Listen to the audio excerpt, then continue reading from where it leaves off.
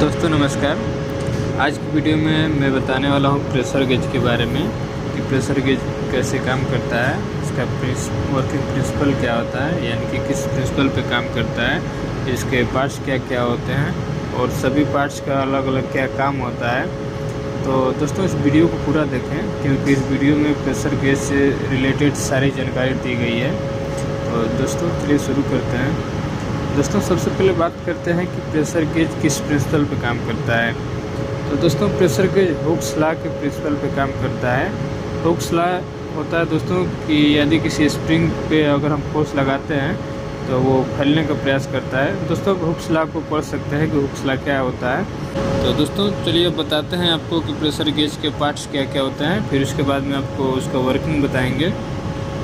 दोस्तों pressure gauge में main parts हमारे होते हैं मुख्यतः पहला सॉकेट होता है जो कि बॉटम ट्यूब जिससे जुड़ा रहता है। उसके बाद केसिंग होता है, यानी कि जो पूरा प्रेशर गेज को मेन बाहर से जो दिखता है वो उसको केस बोलते हैं। उसके बाद विंडो ग्लास एंड रिंग्स होता है जो कि ऊपर का ढक्कन लगा रहता है, जिसको रिंग्स या बेजल भी बोलते हैं। रबर का एक गैस्केट प्रोवाइड किया जाता है इसको सीलिंग के लिए, बाहर से कुछ डस्ट वगैरह ना जाए उसके लिए रबर का गैस्केट प्रोवाइड किया जाता है। स्केल एंड डायल होता है जिसपे कि लिखा रहता है कितने रेंज का होता है, ये उसको स्केल और डायल बोलते हैं। पॉइंटर होता है जो कि प्रेशर बताता है। उसके बाद बॉटम ट्यूब ही हमारा मेन इसमें एलिमेंट होता है, सेंसिंग एलिमेंट यही होता है बॉटम ट्यूब ही। लिंक और पिवट दोस्तों ये होता है जो कि बॉटम ट्यूब से ज्वाइंट रहता है पिनियन को मूव कराने के लिए, रोटेट कराने के लिए। उसके बाद मूवमेंट होता है दोस्तों। उसके बाद सेक्टर गियर होता है। सेक्टर गियर जो कि पिवट से जुड़ा रहता है और पिनियन गियर को मूव कराता है, सेक्टर गियर ही होता है। उसके बाद दोस्तों पिनियन गियर होता है। पिनियन गियर हमारा होता है जिसके ऊपर हमारा पॉइंटर लगा रहता है, उस पिनियन गियर होता है। उसके बाद एक हेयर स्प्रिंग लगा रहता है, बहुत पतला हेयर स्प्रिंग होता है दोस्तों। उसके बाद एक होता है इंटरनल जीरो एडजस्टर और एक होता है एक्सटर्नल जीरो एडजस्टर जो कि बाहर से दिया गया रहता है। अब उसके बाद होता है दोस्तों लिक्विड, किसी गेज में लिक्विड का भी यूज किया गया रहता है। आपको आगे बताएंगे कि लिक्विड गेज क्यों किया जाता है। तो दोस्तों ये थे प्रेशर गेज के पार्ट्स। चलिए अब आपको वीडियो के जरिए दिखाते हैं क्योंकि इसमें जो पार्ट्स हैं उसको वीडियो में दिखाते हैं। दोस्तों ये मेरे पास प्रेशर गेज है, जनरल का प्रेशर गेज। तो चलिए इसके बारे में बात करते हैं कि प्रेशर स्विच के अंदर का पार्ट क्या होता है और इसका सारे पार्ट्स का काम क्या क्या होता है। तो दोस्तों सबसे पहले बात करते हैं कि ये ऊपर वाले की, इसको बोलते हैं केसिंग। ये केसिंग होता है और ये होता है इसका रिंग, विंडो, रिंग और ग्लास, इसको विंडो बोलते हैं। एक ग्लास का होता है विंडो और अदर मटेरियल का भी होता है, तो ये रिंग और ग्लास होता है। ये दोस्तों होता है एक्सटर्नल जीरो एडजस्टमेंट के लिए। ये लिक्विड टाइप के जो गेज होते हैं, लिक्विड फिल गेज, उसमें ज़्यादातर इसको यूज किया जाता है। इसको बोलते हैं सॉकेट। ये सॉकेट होता है और कनेक्टर इसको बोलते हैं, अंदर इसके सॉकेट लगा रहता है। और दोस्तों ये जो होता है मेन, ये होता है ब्लो आउट डिस्क। इसका यूज हम अब आगे बताएंगे इसका क्या काम होता है। ये ब्लो आउट डिस्क बोलते हैं, ये इसको आप आसानी से निकाल सकते हैं। देखिए ये होता है ब्लो आउट डिस्क। चलिए दोस्तों इसको खोल के दिखाते हैं इसके अंदर क्या क्या होता है। दोस्तों ये दिया रहता है सीलिंग के लिए, इसके अंदर डस्ट और कुछ अदर मटेरियल न घुसे इसके लिए रबर का सीलिंग प्रोवाइड किया जाता है, गैस्केट। तो ये रबर का गैस्केट होता है दोस्तों। इसको बोलते हैं पॉइंटर, ये हमारा वैल्यू शो करता है। और ये हमारा स्केल होता है, ये स्केल और डायल, इसको डायल और स्केल बोलते हैं। तो दोस्तों ये हमारा डायल हो गया और स्केल हो गया और ये हमारा पॉइंटर हो गया। आप इसमें देख सकते होंगे यहाँ पे एक मैकेनिज्म दिया गया है, इसको माइक्रोमीटर टाइप का जीरो एडजस्टमेंट बोलते हैं। ये जीरो एडजस्टमेंट के लिए दिया गया रहता है। आप यहाँ से इसको घुमा के जीरो एडजस्ट कर सकते हैं, इसमें अंदर दिया गया रहता है। दोस्तों ये भी जीरो के लिए ही रहता है और ये भी जीरो एडजस्टमेंट के लिए रहता है। इसका यूज हम करते हैं जो लिक्विड फिल प्रेशर गेज होता है उसमें इसका यूज करते हैं। चलिए दोस्तों इसको खोल के दिखाते हैं अंदर का कैसे रहता है।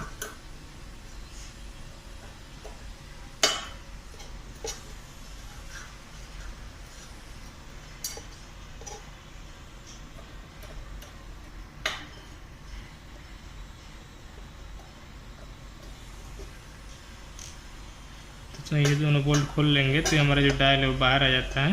तो इसको निकालने के लिए ये आ गया दोस्तों बाहर। इस तरीके से पॉइंटर को बाहर ले सकते हैं। देखिए दोस्तों ये माइक्रोमीटर टाइप का जीरो एडजस्टमेंट के लिए हम इसको रोटेट करते हैं छोटे वाले को, तो उसके हिसाब से ये कनेक्ट रहता है, ये घूमता है। पॉइंटर को जीरो एडजस्टमेंट आप इससे आराम से कर सकते हैं।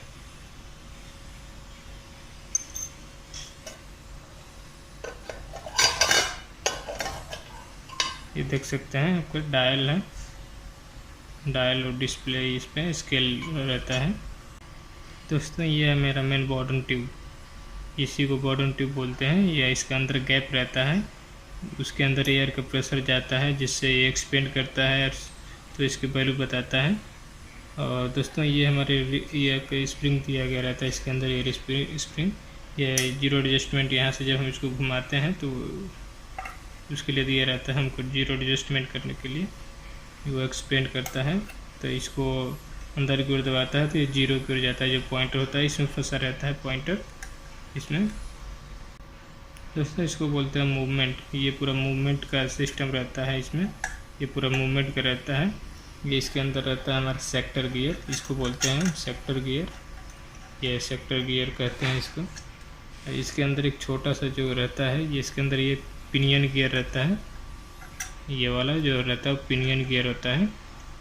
इसको हेयर स्प्रिंग बोलते हैं। ये बहुत पतला एकदम बाल से के जैसा एक हेयर स्प्रिंग लगा रहता है। दोस्तों सब का पार्ट्स का क्या क्या हमको होता है मैं आगे बताऊंगा। ये सॉकेट है, इसके साथ ये बॉटम ट्यूब वेल्डिंग में रहता है, वेल्डेड रहता है। और दोस्तों ये सॉकेट, ये नीचे कनेक्टर है इसका, इसको लिंक बोलते हैं। ये इसको कनेक्ट किया रहता है लिंक, इसको हम घटा बढ़ा सकते हैं लिंक को। यहाँ से दोनों बोल्ट को खोल के हम इसको एडजस्ट कर सकते हैं। तो दोस्तों ये हो गया बॉटम ट्यूब, इसको लिंक बोलते हैं। ये जीरो एडजस्टमेंट स्प्रिंग होता है, इसको हम यहाँ से बाहर से एडजस्ट करते हैं। और ये हमारा मूवमेंट का पूरा केस होता है। ये हमारा सेक्टर गियर होता है, इसको सेक्टर गियर बोलते हैं। इसके पीछे पिनियन गियर हो गया। ये हमारा हेयर स्प्रिंग रहता है। ये फिक्स पॉइंट रहता है, पिवट बोलते हैं जिसको पिवट, इसको पिवट ही बोलते हैं। यहाँ पे ज्वाइंट रहता है, ये बॉटम ट्यूब पिवट के साथ ज्वाइंट रहता है। दोस्तों बात करते हैं कि प्रेशर गेज कितने टाइप का होता है। तो दोस्तों सेंसिंग मटेरियल के आधार पर प्रेशर गेज 4 प्रकार का होता है। सेंसिंग मटेरियल यानी कि जो प्रेशर को सेंस करता है उसी को सेंसिंग मटेरियल बोलते हैं। उसके आधार पर प्रेशर गेज को 4 भागों में डिवाइड किया गया होता है। पहला होता है बॉटम ट्यूब टाइप का, दूसरा होता है डायफ्राम प्रेशर गेज, तीसरा बेलो टाइप प्रेशर गेज और चौथा होता है दोस्तों कैप्सूल प्रेशर गेज। कैप्सूल इसमें यूज किया जाता है। तो दोस्तों आज की वीडियो में हम बात करने वाले हैं बॉटम ट्यूब प्रेशर गेज के बारे में कि बॉटम ट्यूब प्रेशर गेज क्या होता है और ये बॉटम ट्यूब वाला कितने टाइप का होता है। तो दोस्तों बॉटम ट्यूब प्रेशर गेज होता है वो भी अलग अलग 3 टाइप के होते हैं। एक होता है सी टाइप का, एक हेलिकल टाइप का, एक स्पाइरल टाइप का। तो दोस्तों ज़्यादातर एप्लीकेशन में बॉटम ट्यूब प्रेशर गेज का ही यूज किया जाता है। इसमें प्रेशर सेंसिंग के लिए एक बॉटम ट्यूब का यूज किया जाता है। इसका यूज 0 से 1000 kg तक के प्रेशर को मेजर करने के लिए किया जाता है। बॉटम ट्यूब दोस्तों ज़्यादातर ब्रास, ब्रॉन्ज, एसएस और स्टील एलॉय का बना होता है। दूसरा होता है दोस्तों डायफ्राम प्रेशर गेज। दोस्तों डायफ्राम प्रेशर गेज में प्रेशर को सेंस करने के लिए एक डायफ्राम का यूज किया जाता है जो जनरली रबड़ का बना होता है। इसका यूज 40 kg तक के प्रेशर को मेजर करने के लिए किया जाता है। दोस्तों डायफ्राम प्रेशर गेज है, इसका ज़्यादातर यूज हम गाढ़े लिक्विड या फिर ऐसे स्लरी टाइप का जो लिक्विड होता है उसी में यूज किया जाता है। दोस्तों तीसरा होता है बेलोज प्रेशर गेज। इस गेज में प्रेशर को सेंस करने के लिए एक बेलोज का यूज किया जाता है जो ब्रास या एसएस का बना होता है। दोस्तों इसका यूज हम 1000 psi तक के प्रेशर को मेजर करने के लिए यूज करते हैं। और चौथा होता है दोस्तों capsule pressure gauge. Capsule pressure gauge दोस्तों इस गेज में प्रेशर को सेंस करने के लिए कैप्सूल का यूज करते हैं। कैप्सूल एक मटेरियल आता है, डायफ्राम टाइप का ही होता है। वो एक कैप्सूल इलास्टिक मटेरियल होता है, इसी का यूज करते हैं हम कैप्सूल टाइप के प्रेशर गेज को मेजर करने के लिए। तो दोस्तों इसका यूज हम कैप्सूल प्रेशर गेज का यूज मैक्सिमम हम 0.6 kg यानी कि 600 मिली बार तक के प्रेशर को सेंस करने के लिए इसका यूज हम करते हैं। तो दोस्तों चलिए दिखाते हैं कि प्रेशर गेज कैसे काम करता है। आपको एक प्रेशर गेज खोल के दिखाते हैं कि कैसे काम करता है। दोस्तों जब ये कनेक्टर है, एयर कनेक्टर, जब इसके थ्रू एयर या फिर पानी या जो भी कुछ भी हो उसका प्रेशर जब इसके सॉकेट में जाता है, सॉकेट से ये हमारा बॉर्डन ट्यूब है, बॉर्डन ट्यूब में जुड़ा हुआ इसके अंदर होल रहता है, पूरा खाली रहता है। तो दोस्तों जैसे ही एयर का प्रेशर इस बॉर्डन ट्यूब में जाता है तो ये बॉर्डन ट्यूब जो होता है हमारा फैलने का प्रयास करता है। जब ये इसमें प्रेशर जाता है तो ये ऊपर की ओर फैलने का प्रयास करता है, और जब ये फैलता है तो इसके साथ ये पिवट जो रहता है, पिवट ये जुड़ा रहता है, और पिवट ये इसके साथ रहता है सेक्टर गियर, ये सेक्टर गियर के साथ जुड़ा रहता है। ये हमारा जो पिवट है सेक्टर गियर के साथ जुड़ा रहता है, और सेक्टर गियर के बीच में एक जगह फिक्स पॉइंट रहता है जो कि उसके वहीं पे रोटेट करता है। देखिए आप यहाँ पे देख सकते हैं।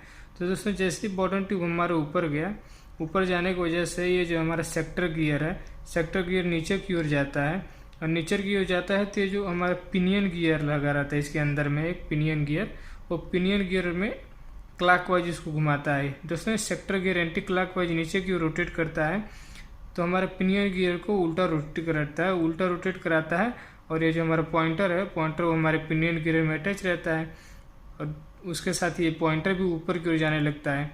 दोस्तों आप देख सकते हैं जैसे ही हमारा बॉर्डन ट्यूब ऊपर जा रहा है, ये पॉइंटर हमारा ऊपर की ओर जाने लग रहा है। फिर जैसे प्रेशर रिलीज हो जाएगा, ये बॉर्डन ट्यूब हमारे नीचे आएगा, पॉइंटर अपने इनिशियल कंडीशन में आ जाएगा। तो दोस्तों ये प्रेशर गेज ऐसे ही काम करता है, जैसे इसमें प्रेशर आता है हमारा बॉर्डन ट्यूब फैलने लगता है, ऊपर की ओर जाने लगता है, और जिसके थ्रू ये हमारा सेक्टर गियर कनेक्ट रहता है। सेक्टर गियर हमारा पिनियन गियर को मूव कराता है उल्टे डायरेक्शन में।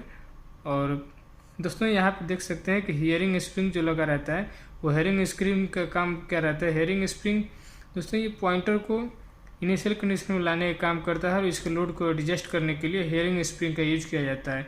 दोस्तों प्रेशर रिलीज हो जाने के बाद क्या होता है, पॉइंटर कभी कभी हमारा अपना इनिशियल जीरो पे नहीं आता है, उसके लिए हमारा ये हेयरिंग स्प्रिंग का यूज किया जाता है, जो कि पॉइंटर को जीरो पे लाता है। दोस्तों ये बार बार ऑपरेट होने की वजह से हेयरिंग स्प्रिंग इसमें ख़राब हो जाता है, जिसकी वजह से हमारा जो पॉइंटर होता है जीरो पे ना आके थोड़ा ऊपर ही अटक जाता है।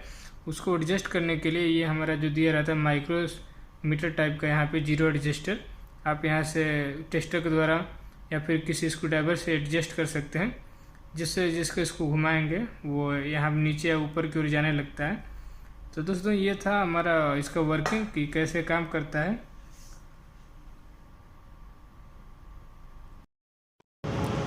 दोस्तों हम बात करते हैं कि लिक्विड फील्ड और without liquid field pressure gauge में क्या अंतर होता है, और लिक्विड फील्ड प्रेशर गेज होता है उसमें लिक्विड का की यूज किया जाता है और कौन सा लिक्विड यूज किया जाता है। दोस्तों लिक्विड फील्ड प्रेशर गेज में जो लिक्विड यूज किया जाता है वो ज़्यादातर ग्लिसरीन और सिलिकॉन होता है। अब दोस्तों लिक्विड फील्ड जो गेज होता है इसका यूज क्यों किया जाता है, इसका गेज यूज किया जाता है दोस्तों जैसे वाइब्रेशन वाली जगह होती है जहाँ पे ज़्यादा वाइब्रेशन होता है, उस जगह पे अगर हम नॉर्मल प्रेशर का यूज करेंगे तो वाइब्रेशन की वजह से उसका जो पॉइंटर होता है वो जो रीडिंग दिखाएगा उसमें हमेशा वाइब्रेशन की वजह से एरर आता रहेगा। तो दोस्तों इसके वजह से हम इस एरर को हटाने के लिए हम लिक्विड फील्ड प्रेशर गेज का यूज करते हैं, जो कि लिक्विड भरने से जो हमारा पॉइंटर होता है वो अनवांटेड मूव नहीं करता है, यानी कि वाइब्रेशन की वजह से मूव नहीं करता है, जितना प्रेशर रहेगा उतना ही वो शो करता है। तो दोस्तों सीधी सीधी बात यह है कि हम जो लिक्विड फील्ड प्रेशर गेज होता है उसको वाइब्रेशन वाली जगह पे ही यूज करते हैं पॉइंटर को अनवांटेड मूव को रोकने के लिए, एरर को कंट्रोल करने के लिए।